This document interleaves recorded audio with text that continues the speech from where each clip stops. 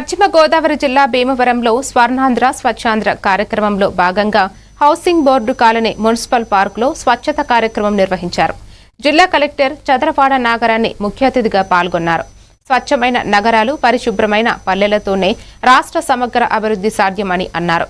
భీమవరాన్ని భవ్య భీమవరంగా అభివృద్ధి చేసేందుకు అన్ని శాఖల సమన్వయంతో కృషి చేస్తున్నట్లు తెలిపారు. పట్టణంలో 8 పార్కులను అభివృద్ధి చేశామని, ఆక్రమణల తొలగింపు, ట్రాఫిక్ నియంత్రణతో పాటు మున్సిపల్ నిధులతో సుందరీకరణకు ప్రణాళికలు రూపొందిస్తున్నామని వెల్లడించారు.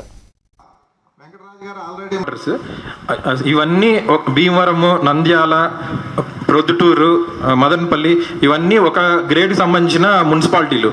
మీరు ఈ 4 కంపేర్ చేసుకుంటే మనం భీమవరంలో ఎంత క్లీన్లీనెస్ ఉంది, అక్కడ ఎలా ఉండేది అనేది మీకు ఒక సమాజం మీద ఆయనకున్న రెస్పాన్సిబిలిటీని ప్రతిబింబిస్తూ ఈ కార్యక్రమాన్ని క్రమం తప్పకుండా ప్రతి 3వ శనివారం ప్రతి చోట జరిగే విధంగా ఆయన ఆదేశాలు ఇచ్చారు. అలాగే ఆయన కూడా ప్రతి నెల ఆయన ఒక జిల్లాలో ఒక ప్లేస్లో ఆయన అటెండ్ అవుతూ వచ్చారు.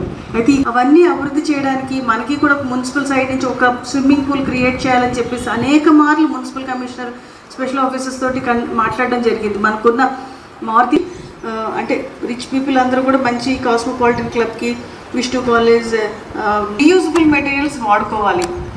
షాప్స్లో ప్లాస్టిక్ ఐటమ్స్లో మీకు సామాన్లు వేసి ఇచ్చినప్పుడు, కూరగాయలు, ఫ్రూట్స్ వేసి అమ్మినప్పుడు అది వద్దని మీ సొంతంగా బ్యాగ్ పట్టుకెళ్దాం.